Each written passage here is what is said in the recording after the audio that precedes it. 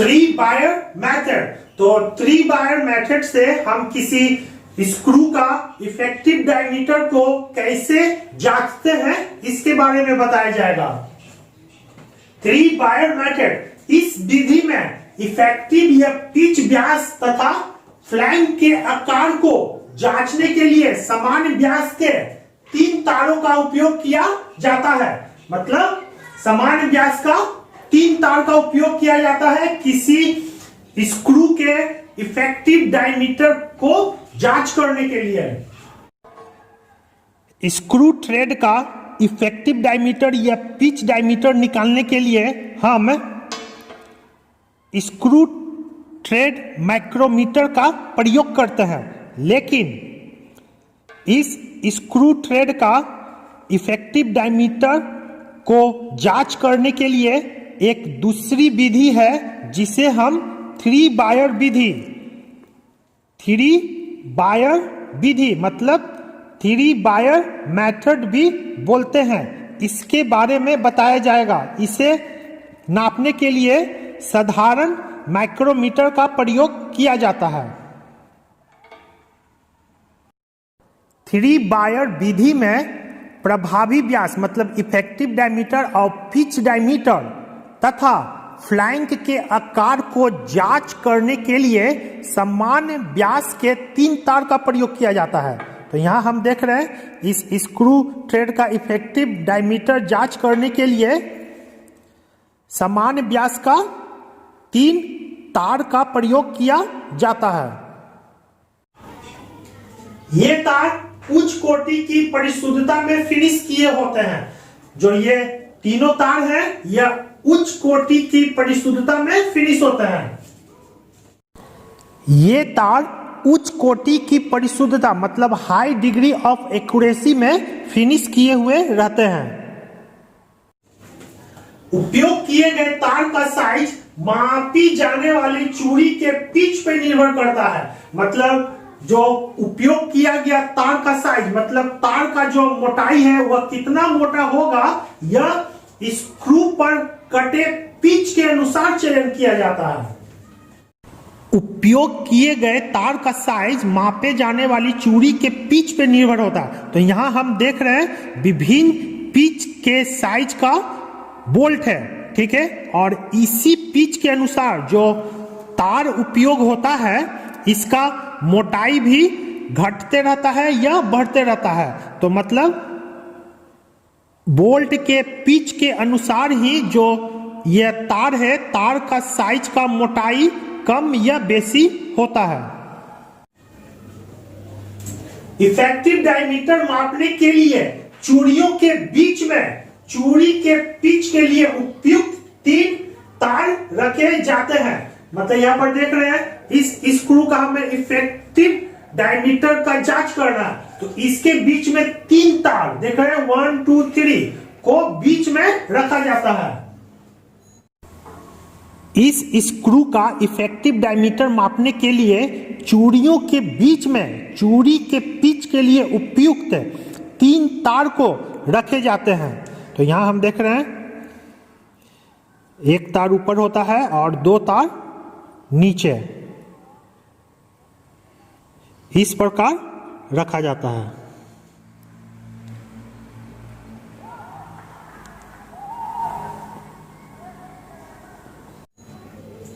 मापने वाले तार वायर होल्डर में फिट होते हैं जो जोड़े में सप्लाई होते हैं। ये देखिए जो मापने वाला तार है यह वायर होल्डर में फिट है। देखिए एक वायर होल्डर ये हो गया और एक वायर होल्डर ये हो गया जो जोड़ों में मिलते हैं।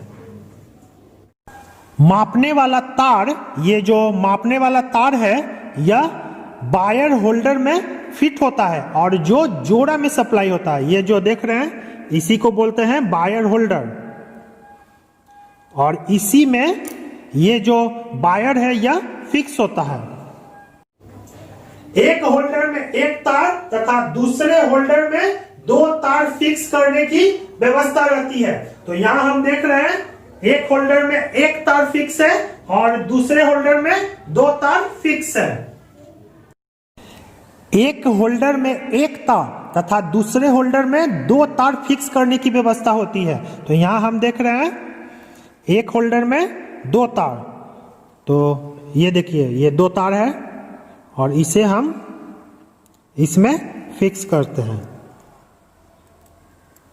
और फिर इसे ऊपर टाइट कर देते हैं। ये देखिए इसमें कितना तार हो गया, 2 तार, ठीक। और एक होल्डर में 1 तार, ये जो देख रहे हैं इसमें 1 तार, ये 1 तार है, इसमें फिक्स करते हैं और ऊपर से क्या किया ये, तो एक होल्डर में 1 तार और दूसरा होल्डर में 2 तार को सेट करने का व्यवस्था रहता है। स्क्रू थ्रेड को मापते समय 1 तार वाले होल्डर को माइक्रोमीटर के स्पिंडल में लगाया जाता है और 2 तार वाले होल्डर को एनिविल में फिक्स किया जाता है। ये यहाँ जो देख रहे हैं 1 तार वाले होल्डर को माइक्रोमीटर के स्पिंडल में फिक्स किया जाता है और जो ये 2 तार वाला होल्डर है इसे माइक्रोमीटर के एनिविल में फिक्स किया जाता है, ठीक है। 2 तार वाले होल्डर को माइक्रोमीटर के एनिविल में फिक्स करते हैं। स्क्रू थ्रेड का इफेक्टिव डायमीटर जांच करते समय 1 तार वाले होल्डर, जो यह 1 तार वाला होल्डर है, इसको माइक्रोमीटर के स्पिंडल में, ये जो देख रहे हैं सिंपल सा आउटसाइड माइक्रोमीटर है, तो 1 तार वाले होल्डर को कहाँ लगा रहे हैं, माइक्रोमीटर के स्पिंडल में। ये देखिए माइक्रोमीटर के स्पिंडल में, ठीक। और 2 तार वाले होल्डर को एनिविल में फिक्स किया जाता है। तो यहां हम देख रहे हैं कि 2 तार वाले होल्डर को कहां फिक्स कर रहे हैं, एनिविल में। ये सिलेक्शन ऑफ बेस्ट बायर, तो सर्वोत्तम तार मतलब बेस्ट बायर वह है जो चूड़ी के खांचे में रखे जाने पर इफेक्टिव या पिच डायमीटर के निकट संपर्क बनाता है। तो यहां हम देख रहे हैं एक स्क्रू थ्रेड का चित्र है और इसका जो ये जो देख रहे हैं ये हो गया पिच लाइन, ठीक है। और इसमें जब हम बायर को रखते हैं तो यह इसके संपर्क में, निकट संपर्क में जब आता है तो इसी को हम बेस्ट बायर साइज बोलते हैं। सर्वोत्तम तार मतलब बेस्ट बायर वह है जो चूड़ी के खांचे में रखे जाने पर इफेक्टिव डायमीटर के निकट संपर्क आता है। तो क्या बोला जा रहा है कि बेस्ट बायर वही है जो चूड़ी के खांचे में रखे जाने पर इफेक्टिव डायमीटर के निकट संपर्क बनाता है।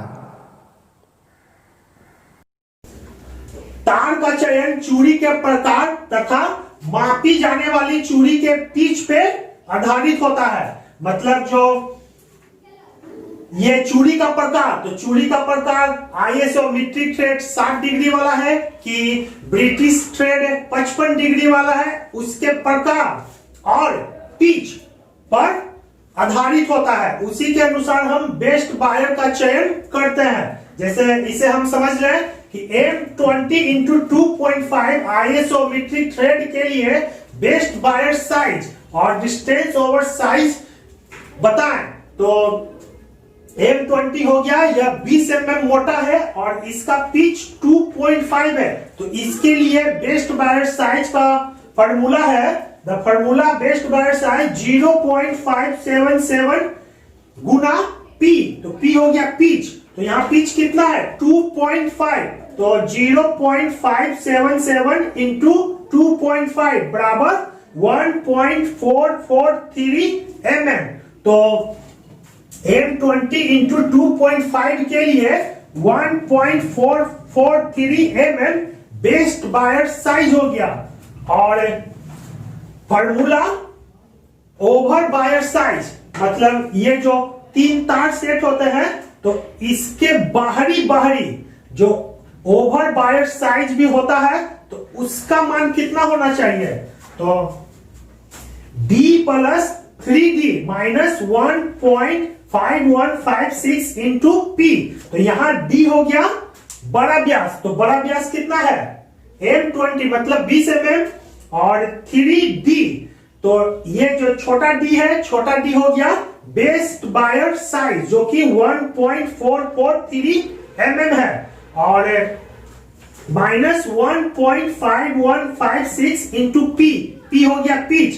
तो इसका मान जब हम रखते हैं तो डी बराबर 20 प्लस 3 इंटू 1.443 माइनस 1.5156 इंटू 2.5 बराबर 20 प्लस 4.329 माइनस 3.789 बराबर 20.54 mm। तो ये हो गया ओवर बायर साइज, मतलब ये जो 3 बायर है इसके बाहरी जब हम इसको मापते हैं तो ये आ जाएगा ओवर बायर साइज। कहने का मतलब कि M20 इंटू 2.5 आइसोमेट्रिक थ्रेड के लिए बेस्ट बायर साइज होगा 1.443 mm और ओवर बायर साइज होगा 20.54 mm। तार का चयन, ये जो तार है तार का चयन चूड़ी के प्रकार तथा मापे जाने वाली चूड़ी के पिच पे आधारित होता है।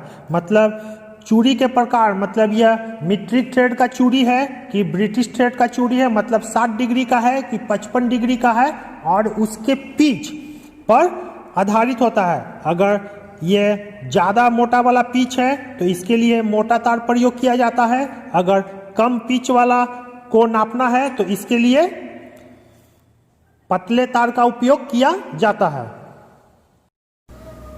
तार की चयन की गणना की जा सकती है तथा मान ज्ञात किया जा सकता है, किंतु तैयार चार्ट उपलब्ध है जिनसे चयन किया जा सकता है। कहने का मतलब किसी भी स्क्रू थ्रेड का इफेक्टिव डायमीटर अगर हमें 3 बायर मेथड से जांच करना है तो इसके लिए बेस्ट बायर की गणना हम फार्मूला के द्वारा निकाल सकते हैं, लेकिन बेस्ट बायर का चयन के लिए एक टेबल दिया हुआ है जिसे हम देखकर किसी भी स्क्रू थ्रेड के लिए बेस्ट बायर का मान तुरंत देख सकते हैं। ये जो तार है तार के चयन की गणना की जा सकती है तथा मान ज्ञात किया जा सकता है, किंतु तैयार चार्ट उपलब्ध है। तो यहां हम देख रहे हैं एक तैयार चार्ट उपलब्ध है जिनसे चयन किया जा सकता है। तो यहां जैसे कि हम देख सकते हैं कि ये हो गया थ्रेड का माप है M1, M1.2, ये हो गया पिच, ये हो गया इफेक्टिव डायमीटर, ये हो गया बायर साइज और ये हो गया डायमेंशन ओवर बायर साइज। तो यहाँ अगर हम देखते हैं M20 जिसका पिच 2.5 है और इसके लिए हमें बायर का साइज चाहिए 1.45। तो यही चीज बोला जा रहा है कि जो यह तार है तार की व्यास की गणना हम कर सकते हैं, लेकिन इसके लिए एक तैयार चार्ट उपलब्ध है, इससे हम तुरंत तार का चयन करते हैं। जैसे यहां देख ले M20 इंटू 2.5 को 3 बायर मेथड से हम कैसे उसका इफेक्टिव डायमीटर का जांच करते हैं। सबसे पहले बेस्ट बायर साइज 1.45 को बायर होल्डर में सेट करते हैं। तो यहाँ 1.45 क्यों लिया गया, तो यहाँ हम देख रहे हैं M20 जिसका पिच 2.5 है, तो इसके लिए बेस्ट बायर साइज कितना है 1.45। तो इसके लिए M20 इंटू 2.5 के लिए बेस्ट बायर साइज 1.45 को लेते हैं और इसे बायर होल्डर में सेट करते हैं और स्क्रू थ्रेड को दोनों तारों के बीच रखकर माइक्रोमीटर के थिम्बल से कसते हुए स्क्रू थ्रेड पर बायर को स्पर्श कराते हैं और फिर रैचेट स्टॉप से टाइट करने पर टिक टिक आवाज आने पर स्पिंडल को लॉक करके रीडिंग लेते हैं और प्राप्त रीडिंग अगर टेबल के डायमेंशन ओवर बायर साइज से मिलता है तो थ्रेड का इफेक्टिव डायमीटर सही है। कहने का मतलब यह हुआ कि इससे जो हम रीडिंग प्राप्त होता है अगर उसका मान डायमेंशन ओवर बायर से मिलता है तो उस थ्रेड का इफेक्टिव डायमीटर सही होगा। अगर इसका मान प्राप्त रीडिंग से नहीं मिलता है तो उस थ्रेड का इफेक्टिव डायमीटर का साइज सही नहीं होगा। यह एक स्क्रू थ्रेड है जिसका साइज M20 इंटू 2.5 है, मतलब यह 20 mm मोटा है और इसका पिच 2.5 mm है, और इसे हम 3 वायर मेथड के द्वारा इसका इफेक्टिव डायमीटर चेक करेंगे कि यह सही है कि नहीं। तो इसके लिए सबसे पहले हमें सही साइज का वायर का चयन करना होगा। तो टेबल पर देखने पे, यहां हम देख रहे हैं टेबल पर देखने पे M20 जिसका पिच 2.5 है, तो इसके लिए हमें 1.45 mm का वायर लेना होगा। तो ये जो वायर देख रहे हैं इसका साइज 1.45 mm है, और इसे अब हमें वायर होल्डर में लगाना होगा। तो इसे अब हम वायर होल्डर में लगाते हैं।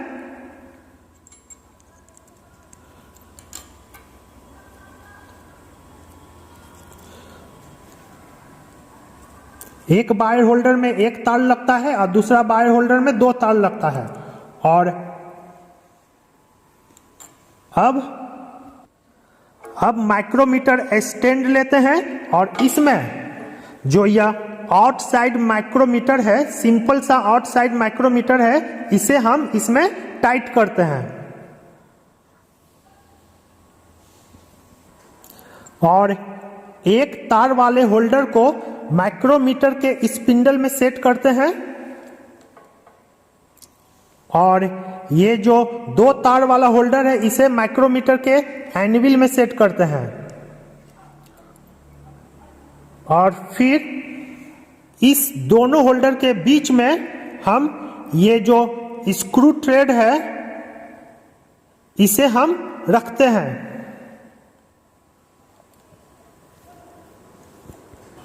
और फिर थिम्बल के द्वारा इसे हम टाइट करते हैं। और जब पास में आ जाए तो फिर रैचेट स्टॉप से इसे घुमाते हैं, और जब टिक टिक का आवाज आने लगे तो इसे हम स्पिंडल को लॉक कर देते हैं और फिर इसका कुल रीडिंग लेते हैं। अब हम इसका कुल रीडिंग लेंगे। तो यहां हम देख रहे हैं कि मेन डिवीजन 15, 16, 17, 18, 19, 20 मतलब 20 mm, मतलब 20 mm पार है। तो मेन डिवीजन का मान 20 mm लिखेंगे।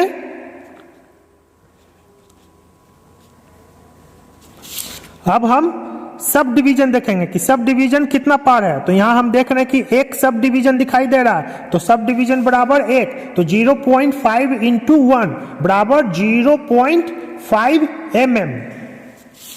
अब हम थिम्बल डिवीजन देखेंगे, तो थिम्बल डिवीजन कौन सा मेन लाइन से मिल रहा है। तो यहां देख रहे हैं 5, 6 छठा लाइन मेन लाइन से मिल रहा है, तो थिम्बल डिवीजन बराबर 6, तो 0.01 इंटू 6 बराबर 0.06 mm।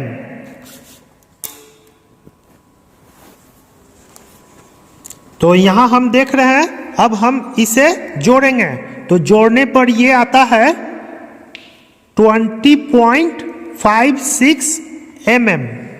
तो ये हो गया डायमेंशन ओवर वायर साइज, ठीक है। अब हम इसका तुलना टेबल से करेंगे। तो यहां हम देख रहे हैं कितना आया 20.56 mm। तो टेबल पर देखने पे M20 जिसका पिच 2.5 है, अगर हम देखते हैं डायमेंशन ओवर साइज कितना आ रहा है 20.563 जो मिल रहा है। मतलब यहां भी देख रहे हैं 20.563 और यहां भी देख रहे हैं 20.56 mm। तो इस तरह हम कह सकते हैं कि ये जो स्क्रू थ्रेड है इसका इफेक्टिव डायमीटर सही है। तो इस प्रकार यह 20 mm का बोल्ट पूर्ण रूप से सही है। यह एक स्क्रू थ्रेड है और इसका हमें इफेक्टिव डायमीटर जांच करना है। तो इसे जांच करने के लिए हमारे पास अगर जब ये जो वायर होल्डर है उपलब्ध नहीं हो तो कैसे जांच करेंगे। ये वायर होल्डर हमारे पास नहीं है, तो उस समय इसके लिए सही साइज का वायर लेते हैं। जैसे ये देखिए, ये सही साइज का वायर है और इसे हम एक वायर ऊपर और 2 वायर नीचे रखते हैं, ठीक। और फिर दोनों साइड रबर को लगाते हैं। ये देखिए दोनों साइड क्या किए हैं, रबर को लगाइए।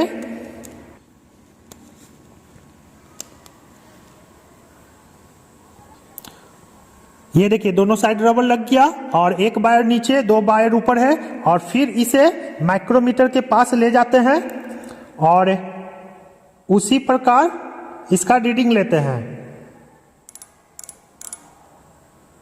और जो कुल रीडिंग आएगा उसका तुलना हम टेबल से करते हैं और फिर हम बताते हैं कि यह इस स्क्रू का इफेक्टिव डायमीटर सही है कि नहीं। तो यह विधि कब प्रयोग किया जाता है, जब हमारे पास जो यह वायर होल्डर है, वायर होल्डर उपलब्ध न हो, तो उस दौरान हम इसका प्रयोग करते हैं।